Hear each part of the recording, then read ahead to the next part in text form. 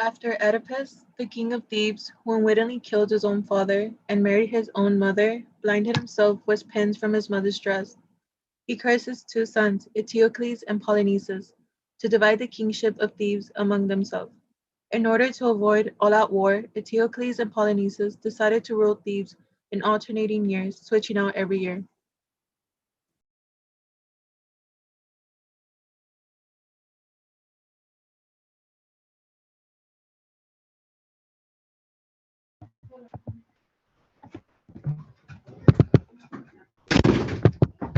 Of course, the desire for power and the desire to share are by nature feelings that fill up the human heart, each leaving no room for the other. In the same way, each of Oedipus' sons desired the whole throne, not a share of it. After his first year of rule, Oedicles refused to surrender the kingship, leading Polynices to gather an army and commence a bloody civil war which would end in the death of both brothers. The deaths of both brothers left a power vacuum in Thebes, which was filled by Oedipus' uncle and brother-in-law Creon. After a whirlwind civil war, a new king crowned it. Oedipus' daughters, Antigone and Isme, grieve and struggle to comprehend the shattering changes to their lives. To talk in private, both sisters secretly meet outside of the walls of the royal palace. Ah, Ismene, what destruction Zeus has brought into our lives. As if it were not enough that our brothers dishonored our family with their fighting, but have you heard about this new law that Creon has decreed? Don't you get it? What? Shh! No, I know. I mean, what about this new law? I haven't heard about it. To be honest, I haven't heard anything since the day our brothers died. I thought so. That's why I wanted to meet you out here, so we could talk freely. Okay, so what is it? It's about our brothers. Creon isn't allowing Polynices to be buried. Eteocles is already buried, saluted, and sent off to the underworld with all honor and dignity, but Polynices still hides out for the birds to pick at. Like we're not allowed to bury and mourn our own brother. Shh. Sorry. Well, if Creon has issued the order, what can we do about it now? You're going to help me bury Polynices. I can't carry his body by myself. Oh, Antigone, we can't do that. Our family has suffered enough internal conflict. Now, you want me to create more by going against the king? Polynices is our brother, just like Eteocles. I've already been separated from him by death. I'm not about to be separated from him further by some law. It's our sacred duty as his sisters. This will never work. I will do the only things left for me to do. Pray for Polynices' soul, forgive him, and do exactly what Creon commands. Fine. I'm not going to beg for your help. You obey Creon, I'll obey the gods. Ismene wanted to stop her sister as she turned to walk away, but she stayed silent. She wanted to tell her all of her fears she had about her sister's plan. Instead, like their brothers, the two sisters parted ways. Not long after the sisters' secret meeting, Creon convened a meeting of the elders of Thebes in the meeting room of the palace to spread the word of his new decree. Gentlemen, what the gods have thrown into turbulence they will set right again, and so will be Thebes. I have called you together to reaffirm that I, as your ruler, will never be silent in the face of any danger to the state. It takes a steady hand to keep a ship on course in a storm, and for us, a strong hand comes in the form of strong laws. As Zeus is my witness, I will hold our city above these laws, strong by these laws. Sorry. Therefore, I proclaim that Eteocles, who fought and died for his city, be given all honors and prestige. As for Polynices, who burned his country end to end and betrayed his own brother, his own blood, no one shall make for him a grave, nor shall any tear be shed for him. Let it be food for the dogs and vultures. May his body be left uninterred for beasts to peck and mangle and make a mess, much like he treated his own city. So let it be written, so let it be done.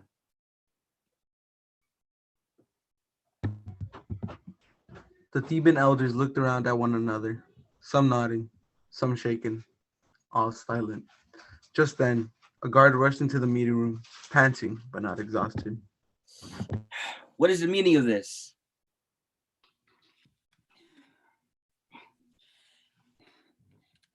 My king, I have come to deliver news. Well, what news? Well, you see, my liege, I have come, I know I seem out of breath, but it is not as urgent as all that. I didn't quite run here. I just walked briskly, for the king to hear the news. For the king to hear what news? Someone has, you should know, my lord, I had nothing to do with this matter. I watched over the body, of course, as you commanded, but nothing whatsoever to do with burying him. If you don't tell me the news immediately, I'm going to bury you. Wait a minute. Burying him? Burying whom? Sir King, someone has buried, well, not even buried, but just tossed a bit of dirt on top of Polyneice's body. Just some dry dust. Most of it blew away, really. Not on top, but kind of at his body, mainly. Someone threw dust at Polyneice's body? Yes, your royalty. Oh. Yes, your royalty, from quite a distance, and then performed all of the sacred burial rites before running away unseen. What? You didn't even see who did it? Well, no, my lordliness. I mean, your lordliness. Forgive me, my despot. See, I wasn't even the guard on duty, but the one who was on duty called us all in to look at the buried corpse, and we got to arguing and blaming one another, and we all felt ashamed, so we decided to draw straws for who would tell you, your altitude. Shut your mouth. Aye, your honor. Guard, leave this place at once and find the criminal who violated my policy. Otherwise, suffer the punishment yourself. Sir. With the guard having won about his duty, Creon dismissed the assembly and retired to his bedchamber to rest his aching head. But not long after he lay down, several guards entered the palace once again, with the lawbreaker in tow. King, we have captured the culprit. Antigone? Guard, are you sure she's the one who buried Polynesius? Without a doubt, your blessedness. It is truly as the old men say, a dog returns to its vomit. You are the vomit here. How did you catch her? Doing what exactly? Why, she was burying the body. Sir, the one you had banned from burial. Is this really true, Antigone? Yes, I did it. And I'd do it again given the chance. But did you know about my decree? Of course. Everyone did. Yet you still broke the law. You knowingly broke the law? No, I obeyed the law. I obeyed the law of Zeus, the god of justice and the god of oaths. His laws are unwritten and immutable, and no law of yours can override them. Even if it means my death, I will obey his commands, not the whims of a temporary king who rules under the very authority of Zeus himself. I cannot believe what I'm hearing. Ha, you look at me like I'm crazy. Or maybe you're just a mindless man who recognizes a mindless woman. No, by Hercules, I recognize the madness of your father Oedipus in you. Fate takes one turn, you can't help but try to turn the opposite way. It's a tree that doesn't bend that cracks, Antigone. And like your father, you will not escape your fate either. Even though she's my closest kin here, she will not escape justice. She will not escape death, nor will her sister Ismene. I accuse her too of this crime. Retrieve her immediately. Come on, let's get this over with. I've accepted my fate. What, you feel too ashamed to wait for your sister to arrive? I feel no shame in honoring my own flesh and blood. Eteocles was your own flesh and blood as well. You would honor one brother by dishonoring the other? You short-sighted maniac! They were both my brothers. Yes, one a soldier and the other a traitor, yet you honor them in the same way. Death finds everyone in the end. How trite! I suppose good and evil are to receive the same reward too? Dead is dead, Creon, and a brother's a brother. I loved them both in life, and I love them the same in death. At that moment, the guards burst through the door. They escorted Ismene by the arm as she shook and cried, her face blotchy red and hot from her tears. You too, huh? This whole time I've had two saboteurs in my own palace, in my own family. Did you know about this plot? I did. I admit it. No, you can't do this. She didn't have anything to do with the burial. She didn't even want to help me. You can't punish her for doing nothing. It's okay, Antigone. Let me die with you so that I can at least this way honor our brother. Save yourself. My death is enough. You're being stubborn about this too? Look, I gave up my life for the dead. You gave up the dead for your own life. Let it be. Listen to them. These two would argue even after they're dead. You laugh, Creon. But what will your son Haman say about your plans for Antigone? Think he'll have no problem with you killing his fiancée?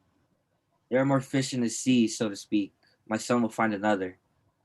You would throw away the love between them without even talking to him about it? We're done talking about marriage. Tie these two up. Even beasts get flighty when death is near. Quiet settled on the palace, a deadly quiet. Thoughts soared through Creon's mind so quickly he felt somewhat dizzy. It felt as if his hands were about to slip from the ship's tiller. He could not let that happen.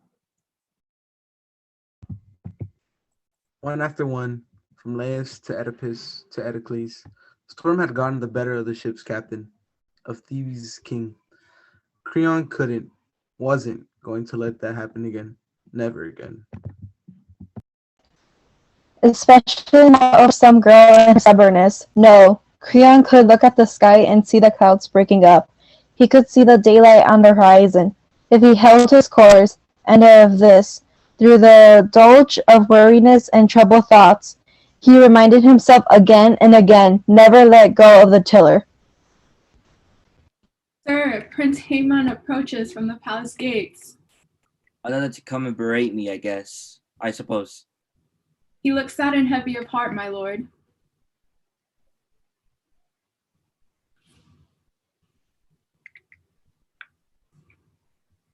I know why you're here, but have you come here angry to tell me of my folly of my decision, or to tell me that no matter what our difficulties are, we'll still be friends?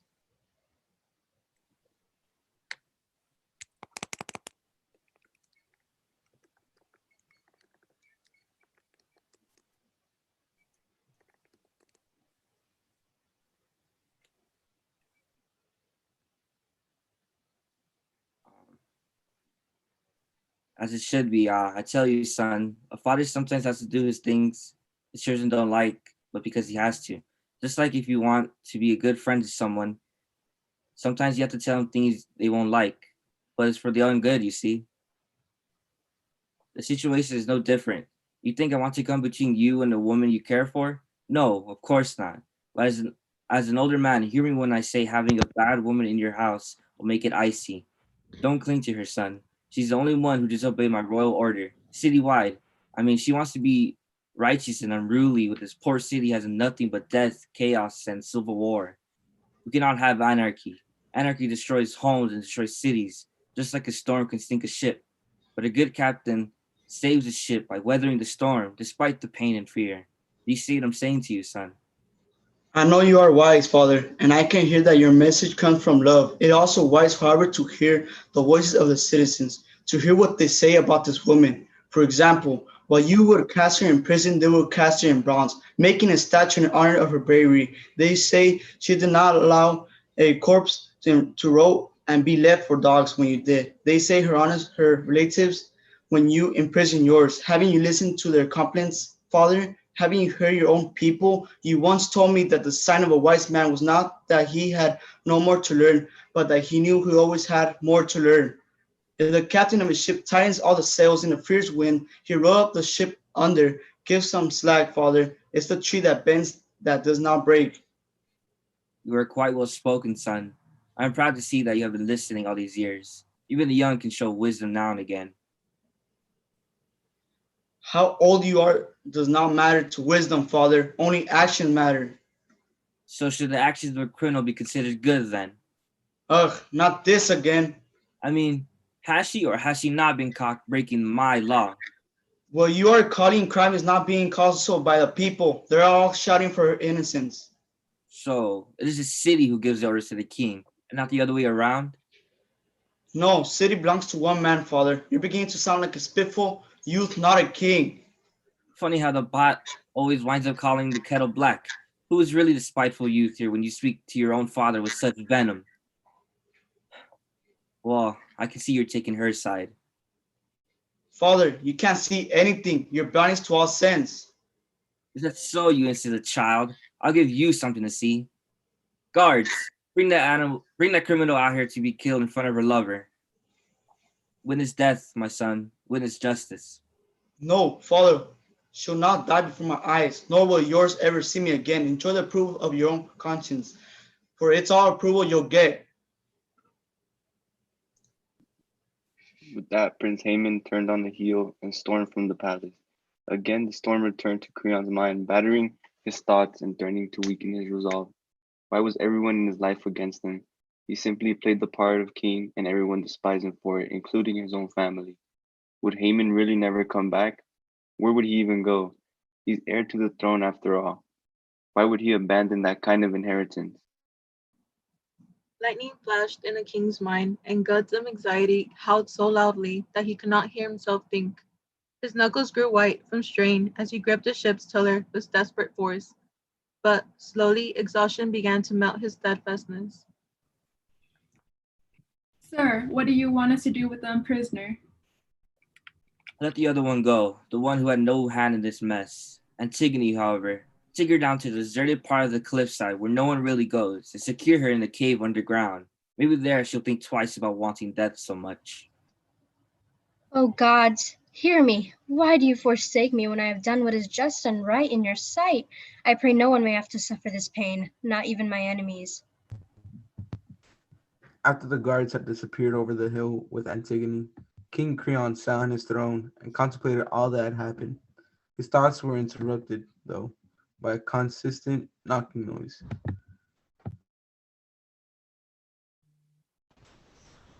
The noise was soon contracted against the shuffling noise in the intervals between the knocks.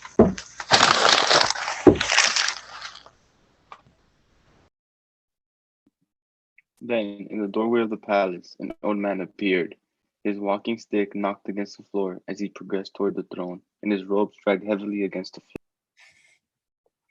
Dear Tiresias, what brings you here? What brings you to visit my palace? Visit the palace, friend.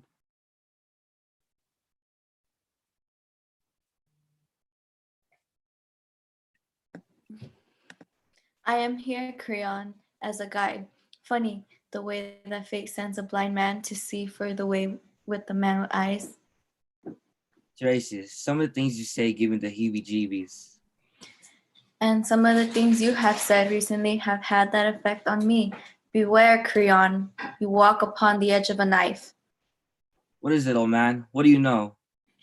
While reading the bird sign, the gods' own messengers to mankind, I heard a shrill, strange sound, unlike any I've heard before. The birds pierced the air with their deafening cries and soon began to pierce one another with their talons. They clashed and tore, and all the sky was in turmoil. Terrified of this evil portent, I went to check the burnt offerings I had made upon the altar. The coals had been choked, and the fats and juices, which are the gods' most cherished morsels, were flowing and falling into the ash. The fire smoldered, died.